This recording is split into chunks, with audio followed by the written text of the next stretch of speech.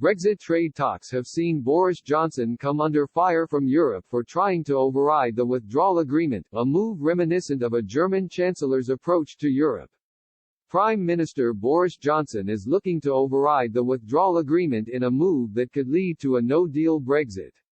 The Internal Market Bill, published on Wednesday, addresses the Northern Ireland Protocol, an element of the withdrawal agreement designed to prevent a hard border returning to the island of Ireland. The bill seeks to give powers to UK ministers so they can modify or disapply rules relating to the movement of goods. Northern Ireland Secretary Brandon Lewis admitted this week that this could break international law. The EU threatened legal action this week, with the bloc's negotiator Michel Barnier claiming Britain has not engaged in a reciprocal way on fundamental EU principles and interests. It comes after months of stalled talks, as the EU and the UK failed to compromise on other issues such as fisheries, trade and regulatory alignment. The Prime Minister has told the bloc that an agreement must be reached by October 15 or the UK will walk away from negotiations. As Brussels and London row over the legalities of the Prime Minister's strategy, Mr. Johnson's move is reminiscent of a German Chancellor's efforts to gain an advantage over European neighbours.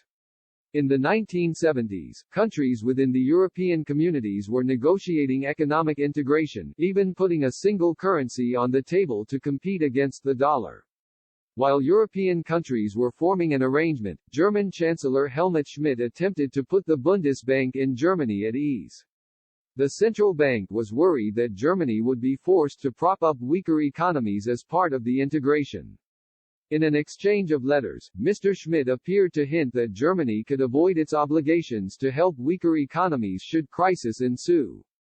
The German Chancellor said, "What accusations would the newspapers then make in editorials against their own government who got themselves mixed up with such a dodgy promise with the Germans? A government which promised them to intervene in the framework of certain rules of the game, but internally put in writing its intention to be able to do otherwise if need be.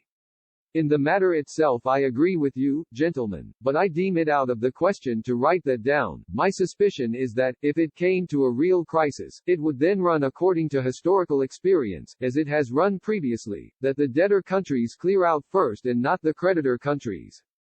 But it could perfectly well be that case that the creditor Federal Republic might one day have to clear out. It is all thinkable, only one cannot write such a thing down."